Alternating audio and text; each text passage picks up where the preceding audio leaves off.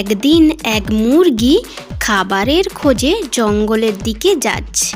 কিছুক্ষণ হাঁটার পর সে দেখে তার সামনে শিয়াল দাঁড়িয়ে আছে। তাকে দেখে সে দাঁড়িয়ে পড়ে। মুরগিকে দেখে শিয়ালের জিভে জল চলে আসে আর সে তার দিকে তাড়া করে। কিন্তু কিছুক্ষণ পর শিয়াল গিয়ে তার সামনে দাঁড়িয়ে পড়ে। কি ব্যাপার শিয়াল, তুমি কেন আমার রাস্তা আটকেছো? আমার সামনে থেকে সরো, আমি আমার বাসায় যাব। আমি তোকে আজ আর ঘরে যেতে দেব না, তোকে আমি খাবো। এসব তুমি কি বলছো?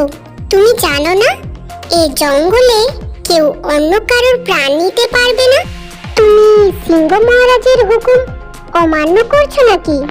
আরে রাখ তোর সিংহ মহারাজ, আমি যে তোকে খাবো তা কি সিংহ মহারাজ জানবে?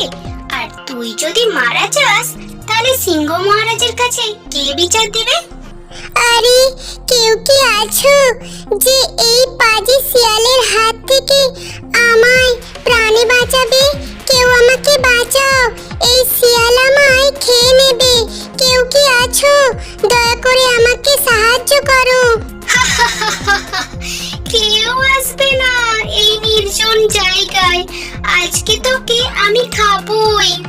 আজকে আমার হাত থেকে তোকে কেউ বাঁচাতে পারবে না।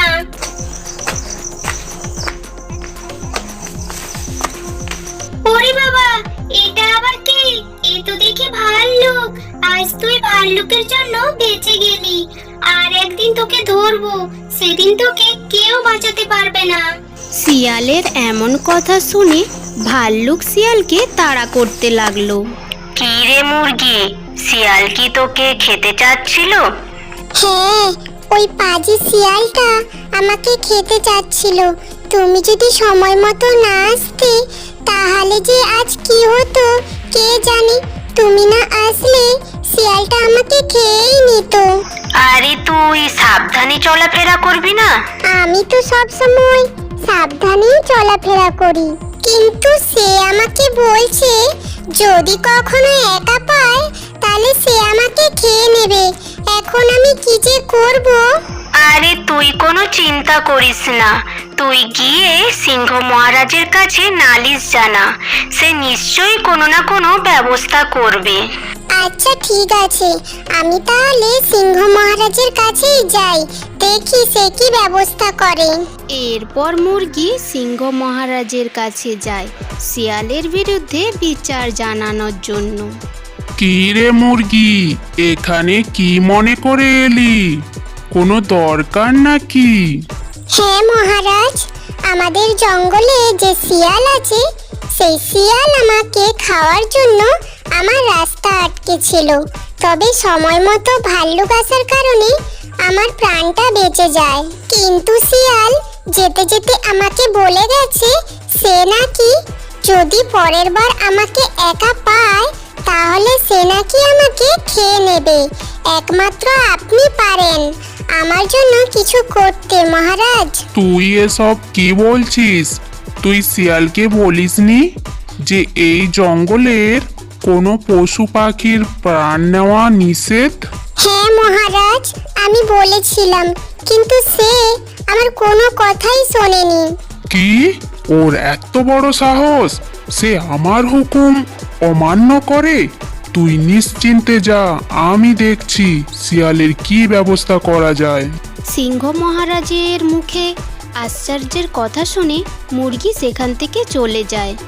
আর অন্যদিকে সিংহ গুহা থেকে বের হয়ে শিয়ালের কি ব্যবস্থা করা যায় তাই ভাবতে থাকে। এই পাখি, তোর সাথে কথা আছে, একটু এদিকে শোনে যা। কি হয়েছে মহারাজ? জঙ্গলের ভেতরে যা, গিয়ে দেখ শিয়াল কোথায় আছে। শিয়ালকে গিয়ে বল আমি তাকে ডেকেছি। ঠিক আছে মহারাজ, আমি এক্ষুনি যাচ্ছি। এরপর পাখি শিয়ালের খোঁজে বের হলো। কিছুক্ষণ খোঁজার পর সে শিয়ালকে খুঁজে পেল। শিয়াল, এই শিয়াল, এই বেটা আজকে যে ঘুম দিয়েছে আজ মনে হয় এ বেটা ঘুম থেকে উঠবে না।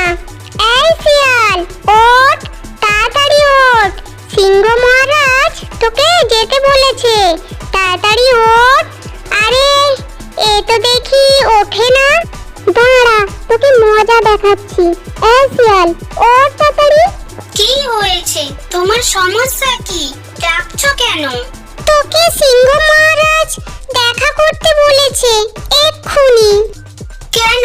সিংহ মহারাজ কেন আমাকে ডেকেছে? তা আমি জানি না, তুই নিজেই গিয়ে দেখ তোকে কেন মহারাজ ডেকেছে। আমার কাজ আছে, আমি চললাম। তুই এক্ষুনি যা মহারাজের ওখানে। এরপর শিয়াল সিংহ মহারাজের ওখানে গেল। সিংহ মহারাজের জয় হোক। মহারাজ, আপনি কি আমাকে ডেকেছেন? শিয়াল, তুই নাকি আজকে মুরগিকে মেরে খেতে চেয়েছিলিস? এসব আমি কি শুনছি? তুই আমার হুকুম কেন অমান্য করেছিস? আরে মহারাজ, আপনি ওই মুরগির কথা বিশ্বাস করেন? আমার অত সাহস কোথায় যে আমি আপনার হুকুম অমান্য করব? এখনো পর্যন্ত আমার অত সাহস হয়নি আমি আপনার বিরুদ্ধে গিয়ে কোনো কাজ করব। কিন্তু মুরগি এসে যে আমাকে বলল তুই নাকি তাকে খেতে চেয়েছিলিস, তুই আমার কথার অমান্য কেন করেছিস? আরে এসব তার ভুল ধারণা। আমি তার সাথে খেলতে চেয়েছিলাম, আর সে ভেবেছে আমি তাকে খেয়ে নেব। ও আচ্ছা, তাহলে তুই এখন এখান থেকে যা। তবে সাবধান, জঙ্গলের কোনো পশু পাখির ক্ষতি করার কথা মাথাতেও আনবি না। আচ্ছা ঠিক আছে মহারাজ, আপনি যেমনটা বলবেন। এরপর শিয়াল তার বাড়ির উদ্দেশ্যে রওনা দিল। আর অন্যদিকে জঙ্গলের শেষ মাথায় একটা গুহায় বাঘ থাকতো। বাঘটি খুবই ক্ষুধার্ত। ক্ষুধার জ্বালায় সে জঙ্গলের দিকে যেতে লাগে। কিছুক্ষণের ভেতরে জঙ্গলের মধ্যে বাঘ ও শিয়ালের দেখা হলো। কি রে শিয়াল, কোথায় যাচ্ছিস? কোথায় আর যাব, সিংহ মহারাজের কাছে গিয়েছিলাম, বাড়ি ফিরছি। কেন? সিংহের ওখানে কেন গিয়েছিলি? কি আর বলবো, কষ্টের কথা। তুমি তো জানো এই জঙ্গলের কি নিয়ম। এই জঙ্গলের কোনো পশু পাখি খাওয়া যাবে না। আজ একটা মুরগিকে খেতে চেয়েছিলাম, সেই বেটা বোধহয় সিংহ মহারাজের কাছে আমার বিরুদ্ধে নালিশ করেছে। এখন মহারাজ আমাকে কিছু কথা শুনিয়েছে, আমি সেখান থেকে মিথ্যে বলে কোনো রকমে বেঁচে ফিরেছি। আরে আমার সামনে ওই সিংহের কোনো কথাই বলবি না। ওই বদমাস সিংহের জন্য আমাকে আজকে ঘাস খেয়ে থাকতে হয়। আমি বাঘ হয়েও ছাগলের মতো ঘাস খাই। কি নিয়ম দিয়েছে জঙ্গলে, যে কোনো পশু পাখিকে খাওয়া যাবে না। এটা কোনো নিয়ম হলো? আমি যদি রাজা হতাম তাহলে এই রকম নিয়ম আমি কোনোদিন দিতাম না। আমি বলি কি মামা, ওই বুড়ো সিংহকে মেরে তুমি এই জঙ্গলের নতুন রাজা হয়ে যাও। আরে আমি কি বনের রাজা হতে পারবো? কেন হতে পারবে না? আর তুমি কি নিজেকে দেখেছো? তুমি কত সুন্দর। আর রাজা হওয়ার জন্য যে যে গুণ থাকা দরকার তা সব তোমার মধ্যে আছে। তবে এই কথা ঠিক যে তুমি ঘাস খেয়ে খেয়ে একটু চিকন হয়ে গেছো। আর তাছাড়া তুমি সিংহের থেকে কোনো দিক থেকে কম নও। তাই নাকি শিয়াল? তাহলে তুই সিংহকে গিয়ে বল যে বাঘ হলো এই জঙ্গলের নতুন রাজা। আর সে যদি আমাকে এই জঙ্গলের রাজা হিসেবে না মানে তাহলে এই জঙ্গলে আগুন জ্বালিয়ে দেব। আমার যা ইচ্ছা হবে আমি তাই করব। আর আমার সাথে সে যদি লড়াই করতে আসে তাহলে আমি তাকে মেরে দেব। যা শিয়াল, এসব কথা গিয়ে সিংহকে বল। আচ্ছা ঠিক আছে, আমি এক্ষুনি যাচ্ছি, তুমি এখানেই থেকো। এই বলে শিয়াল সিংহের কাছে চলে গেল। মহারাজ, ও সিংহ মহারাজ, উঠুন। আপনার এখন ঘুমানোর সময় না, এখন আপনার লড়াই করার সময়। তাড়াতাড়ি উঠুন। এই যে মহারাজ, উঠুন তাড়াতাড়ি। কি রে শিয়াল, তুই আবার এখানে ফিরে এলি কেন? কোনো দরকার নাকি? থাকলে তাড়াতাড়ি বল। হ্যাঁ মহারাজ, আপনাকেই তো এখন দরকার। আপনি এই খবর শুনেছেন যে বাঘ এই জঙ্গলের রাজা হয়ে গেছে? কি বলছিস এসব? আমি হলাম এই জঙ্গলের রাজা। আমি থাকতে বাঘ কিভাবে আবার রাজা হলো? আরে, বাঘ আপনার কোনো কথাই শুনবে না। সে এখন এই জঙ্গলের রাজা। আপনি যদি তাকে বাধা দেন তাহলে সে আপনাকে মেরে ফেলবে। কি? আমাকে সে রাজা হিসাবে মানে না?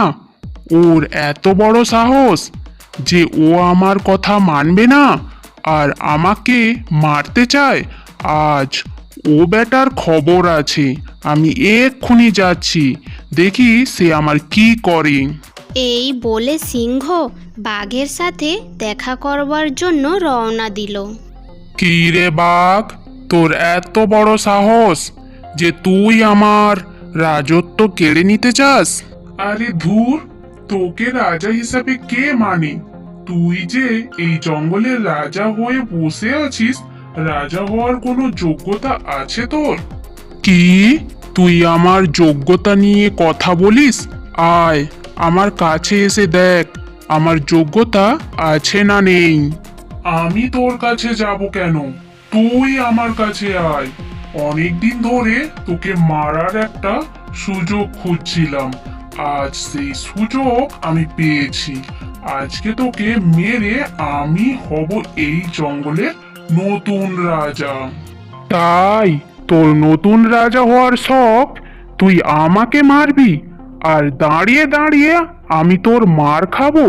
এটা তুই ভাবলি কি করে? আমার কি মুখে দাঁত নেই নাকি পায়ে নখ নেই যে আমি তোকে মারতে পারবো না? তাহলে এত ভয় পাচ্ছিস কেন? আয় আমার কাছে, আয় আর আমাকে মার। আমি তোর কাছে কেন যাব? তুই আমার কাছে আয়। আজ তোকে খাবো, দেখি আজকে তোকে আমার হাত থেকে কে বাঁচায়।